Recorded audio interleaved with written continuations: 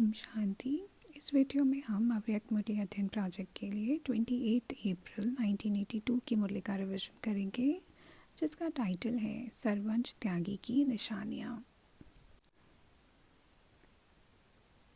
बाबा ने कहा कि सर्वंश त्यागी बच्चों की 3 विशेषताएं हैं, जिन विशेषताओं के आधार पर वह समीप व समान बनते हैं। पहली है संकल्प में सदा निराकारी सो साकारी, सदा न्यारी और बाप की प्यारी आत्माएं। दूसरा है वाणी में सदा निरहंकारी, अर्थात सदा रूहानी मधुरता और निर्माणता।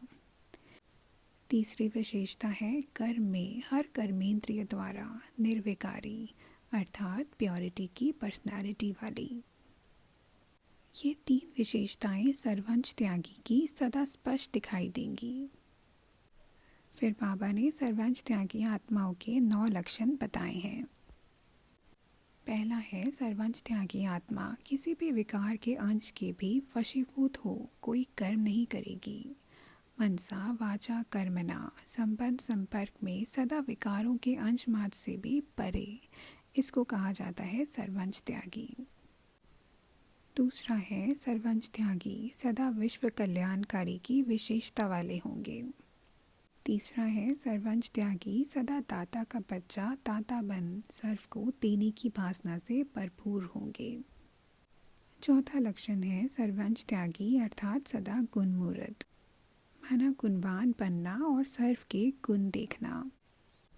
5th पॉइंट है सर्वंश त्यागी सदा एक रस एक मत एक ही परिवार का एक ही कार्य है, सदा ऐसे एक ही स्मृति में नंबर 1 आत्मा होंगे।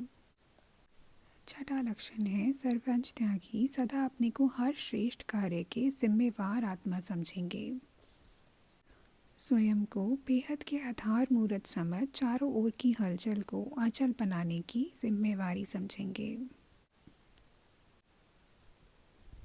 7वां लक्षण है सर्वंश त्यागी सदा स्वयं को प्रत्यक्ष फल प्राप्त भई फल स्वरूप आत्मा अनुभव करेंगे। इसलिए हद के कर्म का हद के फल पाने की अल्पकाल की इच्छा से इच्छा मात्रम अविद्या होंगे। फिर बाबा ने कहा कि सर्वंश त्यागी बनने के लिए स्वयं को भोग में समर्पण करो, महाभोग लगाओ, अपने आप को संपन्न फल स्वरूप बनाकर समर्पण करो। और 9वां लक्षण है कि सर्वंश त्यागी सदा उड़ता पंछी होंगे। मेरा अधिकार यह है, यह मेरा काम है, इन सब बातों से उड़ते पंछी होंगे, उड़ती कला में सदा उड़ते रहेंगे। फिर अंत में बाबा ने पार्टियों के साथ मुलाकात की है और युगलों से बातचीत की है। अब अगली वीडियो में हम 30 अप्रैल 1982 की मुरली का रिविजन करेंगे, जिसका टाइटल है विस्तार को बिंदी में समाओ। अच्छा, ओम शांति।